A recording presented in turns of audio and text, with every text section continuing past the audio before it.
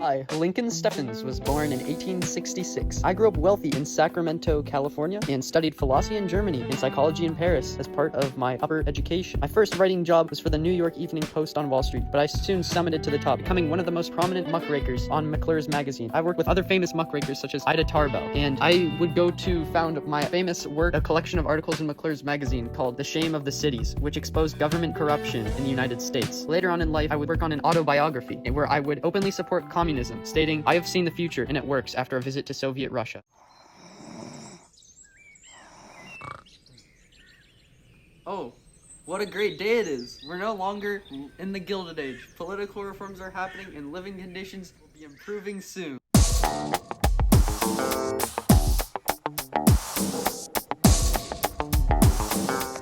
These look just as dirty as yesterday. The government promised change. Why haven't things magically changed overnight? What's that? Hey, I thought I told you two to knock it off. No more political corruption. Well, actually, if you actually read our 87-page terms and agreement, on the second page it says that we don't have to do any of that, and that you can go beat it. Alright, I'm about to go full muckraker on you guys. I've done it before and I'll do it again. This time will be the last time you indulge in your capitalist greed and your plague on society. We hear you and are considering your feedback.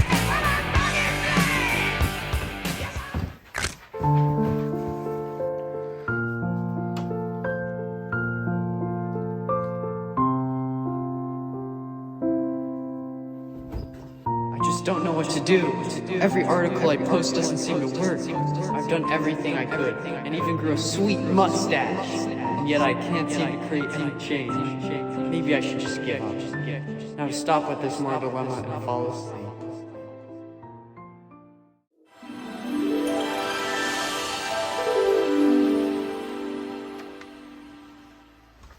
What's up? Who are you? Why are you in my house? Well, we're not really in your house. Oh yeah, but who are you? Well, I'm the reformer for... No, is it a genie? Ah, yes, the ghost of politics' future. I'm a paracausal being with supernatural powers here to take you on a magical, life-changing journey. Doesn't that sound great? Oh man, that just sounds like super cliche. Well, it doesn't matter because if you don't come with me, then I get fired. That doesn't really sound like my problem. You're coming with me. Okay. Where did those beads go anyway? Oh, they weren't part of the uniform. I was just at a party last night. Anyways, back on with what we were doing. So, where are we? Well, we are in a void outside the borders of space and time. You mean your basement? Yeah, it's a basement. Is it safe? It doesn't really, sound safe. Your safety's not a concern here. I am here to convince you to not give up on what you're fighting for. And I'm gonna show you all the cool things that you do in your lifetime. Wow, thanks. I really needed to hear that. That's great, buddy. But first you gotta analyze the point of view of this political cartoon over here. What does that have to do with anything we're doing? Just answer the question, please. Why? Because I got an itinerary to follow. I got quotas to fill, man. Itineraries? Yes, we only got a certain amount of time, and I gotta get this stuff done or else my boss is gonna fire me. Your boss? This is a job? Yes, do you think you're the first person to ever have life-changing, soul-searching journey to find direction in life? I didn't assume those were common things. Well, yes, we got Rosa Parks in the room over there, we got Steve Jobs over there. You know, we got a lot of people in this place. Who even are those? Whatever, I don't want to participate. You don't really have a choice.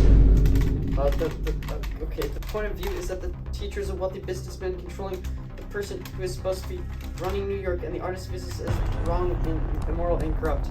See, that wasn't so hard. Anyways, you've done a bunch of really great things in your life. Like what? Well, you wrote this really cool piece about political corruption. It says, he is a self-righteous fraud, this big businessman. He is the chief source of corruption, and if it were a boon if he were to neglect politics. Wow, I sound super smart. And I definitely read your work. Anyways, you also helped in setting key role in a bunch of cool things like initiative, referendum, and recall. What's that? Well, it lets voters petition to do things like make laws or even recall laws and even take people out of office at sometimes. Wow, that sounds great. Anything else? Well, you inspired muckrakers across the country and inspired people to fight for the 17th Amendment for direct election of senators.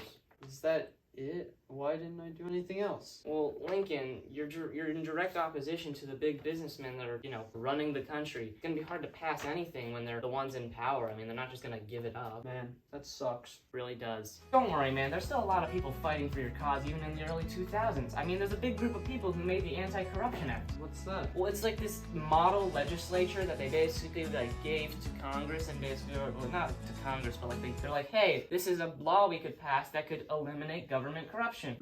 That's pretty cool. Did it pass? No, government corruption is just as rampant, if not more, in the early 2000s. That's too bad. Yeah, it really is. Well, Lincoln, my boy, I gotta send you back. Now, to give you a quick recap, you had a really good mustache, I gotta say. You like communism, you wrote a bunch of, journals or whatever. You tried to stop political corruption, didn't work, because, political corruption can never really end, and you're gonna die in 20 years.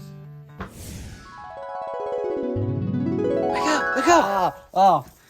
That was a weird dream, man. Try as he might, Lincoln Steffens really couldn't do much against the super rich business guys running the government, and in the end, while he did make some really good leaps in political reform, such as the initiative, referendum, and recall, he really couldn't break too far into breaking down political corruption due to the barriers that the rich people were setting.